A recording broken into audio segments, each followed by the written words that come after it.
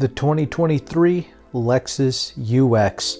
The main change that you need to know for 2023 is the fact that this vehicle will only be offered as a hybrid, and that makes sense, and I'm completely fine with that because the model of the UX that I would always recommend to people is actually the hybrid. Getting this vehicle as cheap as possible and getting the best fuel economy, that should be your goal with this. However, towards the end of this video, I'm going to talk to you about if the UX is truly worth buying, and if you do want to buy either a UX or any other Lexus product brand new and you want to save money, I'll show you how to get either 3.5% off or even up to 8% off MSRP on a 2022 RX 350, but more on that towards the end. For right now, what you need to know is this vehicle is hybrid only and it's supposed to be in line with Lexus's future electrified plan, if you will. Every car is going to be an EV by 2030. Almost every company has committed to that. We also have a larger touchscreen for the infotainment. We have new F-Sport design and F-Sport handling packages, and the overall body structure, no matter which UX you get, this is across the board, they have enhanced the body rigidity and the quietness of this vehicle. So that's your basic summary of what they've changed. Now let's get into the details. By the way, I've done a full review on this vehicle. It was back in 2019, and I've done an extensive coverage on the 2022 UX as well, so links below to that. So I'm not going to rehash everything. Let's start out with the body rigidity and what they did to quiet this vehicle down. Okay, so they've improved the steering response, the handling and the stability, the ride quality. A lot of this body structure rigidity was due to them adding 20 spot welding points on the body.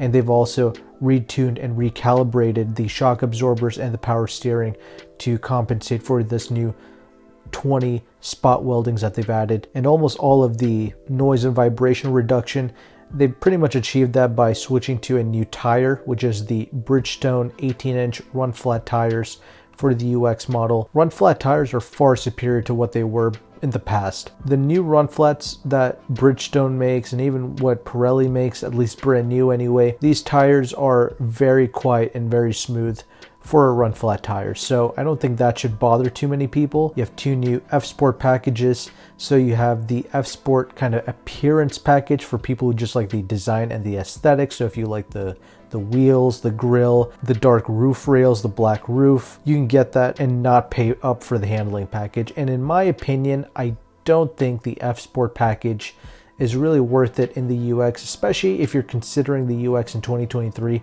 All the models across the board are going to get a stiffer, better chassis anyway. They've improved the rigidity, as we already mentioned. So I would just go with the base model or like the luxury trim level. I would kind of skip the F-Sport package, but the F-Sport handling package will add in the performance dampers and the active variable suspension, which in my opinion and in my experience doesn't really change much. Like when you put the vehicle into the sport mode and when you put it back in a normal mode, there's not a drastic change. But with the F-Sport package, especially the handling package, you will be getting the exclusive F-Sport seats. So if that's actually something that you like and you like the aesthetic of that, or you like the comfort of that, then you would definitely have to go with the F-Sport handling package. You do get a revised steering wheel, a shift knob, those things matter to you, along with the aluminum pedals, like your throttle pedal, your brake pedal. All those are going to be kind of this sport aluminum trim. So if you enjoy that, it's there if you want it. But in my opinion, the UX is at its best when you spend the least amount of money for it. This is an entry-level vehicle in the Lexus lineup. I don't think you should pay up too much money for it, because once you start tacking on a lot of these cutesy little options, you're basically ramping up to the price point of a NX or even an ES Lexus, which are, in my opinion, far superior vehicles. And I'll talk more about that in a little bit. Moving on into the multimedia system and the overall interior space, I personally do really like the UX interior. I've always liked it. I always thought it was solid. It was well done. Easily one of the best interiors for its class. That's where the UX really shines, and where Lexus in general really shines. It's with the fit and finish quality of their interior spaces. But here we have a new touchscreen. So the standard is an 8-inch screen, but you can also have the optional 12.3-inch touch display. that's moved closer to the driver and supposed to be easier to use for more people. You have a wireless charging pad, 2 USB connectors in the front, and also your screen has a anti-glare technology, so when the sun is right on the screen, it should kind of reduce that a little bit here with the screen. You also have voice assistants. If you say, hey Lexus, you can kind of have like an AI that you can talk to. You also have some wireless connected services, like you have access to a cloud-based navigation system in case you are in an area that doesn't have any signal. The vehicle will also allow for dual Bluetooth phone connectivity with support for standard wireless Apple CarPlay and Android Auto, which is great. And you also get the Lexus Safety System 2.5, and in my opinion, is the UX worth it? Honestly, no. It is a fine vehicle. It does everything pretty well. It's quiet, it's comfortable, it does handle decently well, but this is a very slow vehicle. That's what you have to keep in mind. It's not that exciting to drive. It's probably one of the most boring and least special feeling Lexus products in the lineup. You don't buy a luxury car to be good enough. You buy a luxury car to exceed. It's supposed to be excess, if you will. In the powertrain area, it's not the quickest thing, and that's kind of unfortunate. It really takes away from the experience. I don't want a rocket ship, but this is, I don't know, it might be good enough for some people, but in my opinion, the vehicles that really capture the Lexus quality and that magic feel are vehicles like the new ES and the RX, especially the current generation RX. And I haven't personally driven the new NX, but that's another vehicle that's been fully redesigned.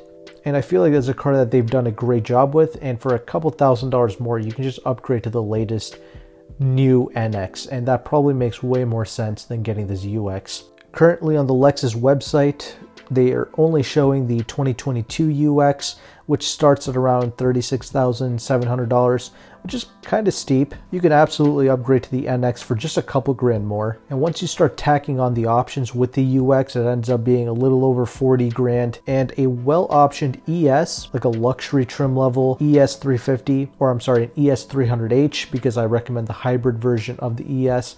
And I get it, that's a sedan, but trust me, the ES feels so special. An ES 300H luxury is going to be around $50,000. A kind of well-optioned UX is going to be around 40.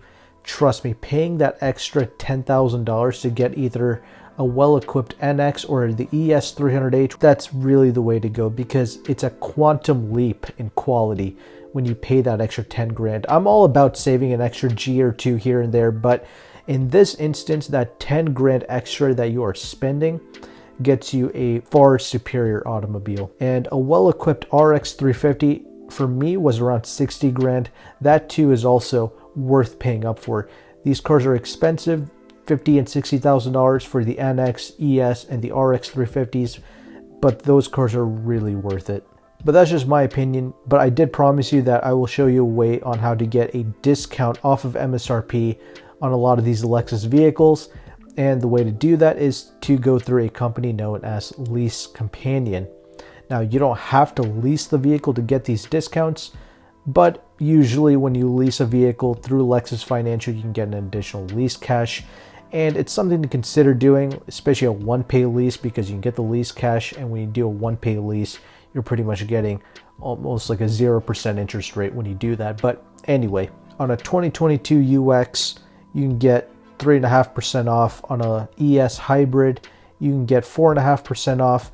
And because the 2023 RX is coming, the 2022 RX 350 all-wheel drive is being sold for around 8% off MSRP. So if you want to take advantage of those deals, you can sign up with my link. It'll be in the description box below. There is a $500 commission that AutoCompanion takes for organizing all these pre-negotiated deals, but in my opinion, that money is well spent. But you could take $50 off of that commission, so you're paying about $450 for the lease. So in my opinion, it is worth paying that AutoCompanion broker fee, and you can take advantage of these deals. They're located in Washington, D.C., but you can ship the vehicle nationwide. That's going to be an additional cost towards you, or you can just pick the vehicle up however you want to do it. I'll leave the links below, but these are the changes for the 2023 UX. And with that, I'll post the next video on the end screen here.